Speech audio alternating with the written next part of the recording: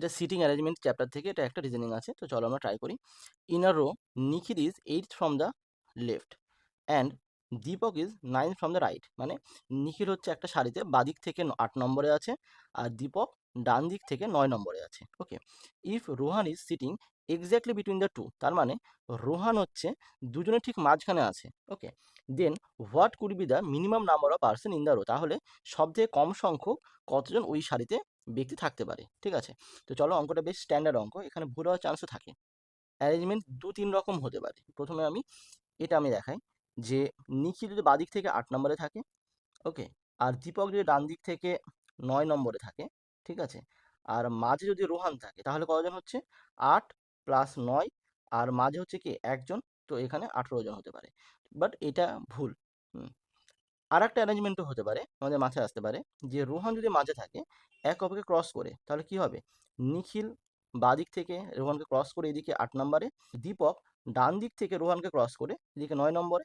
তাহলে যে দীপক যে এখানে থাকে, তার মানে কি দীপক ডান দিক থেকে 9 নম্বর আর বাদিক থেকে কত হবে, এটা 8 হলে তার আগে 7, তার আগে 6, তো দীপক হবে 6 নম্বর, অর্থাৎ টোটাল সংখ্যা কত হচ্ছে 6 প্লাস 9 মাইনাস 1, তার মানে টোটাল 14।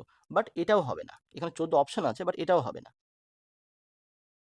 এখানে যেহেতু মিনিমাম নাম্বার বলেছে, এটা খুব গুরুত্বপূর্ণ, মিনিমাম নাম্বার যেহেতু বলেছে, তার মানে দীপক আর নিখিলকে সব থেকে দূরে দূরে আমাকে রাখতে হবে, তবে এটা সম্ভব। তাহলে কি করবো, আমি আগে ধরে নিই যে 1 2 3 4 5 6 7 8 9, 9 জন। তাহলে দীপককে আমি আগে ধরছি, ডান দিক থেকে রাখলাম এখানে 9 নম্বরে দীপককে, মানে কোনো এক ব্যক্তিকে যদি আমি এখানে 1 নম্বরে বসাই, আর ওই সারিতে 5 জন থাকে, তো বলতে পারি বাদিক থেকে 1 নম্বরে, ডান দিক থেকে 5 নম্বরে বলতে পারি, ব্যাপারটা ওইটাই।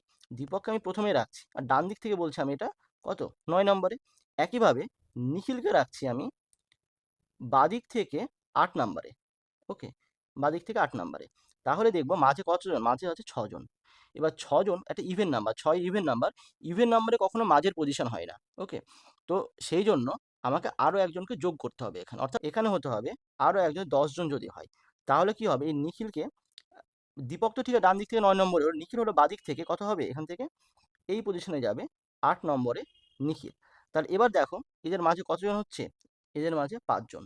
এই যে 1 2 3 4 5, 5 জন। এদের মাঝের পজিশন কোনটা, এইটা।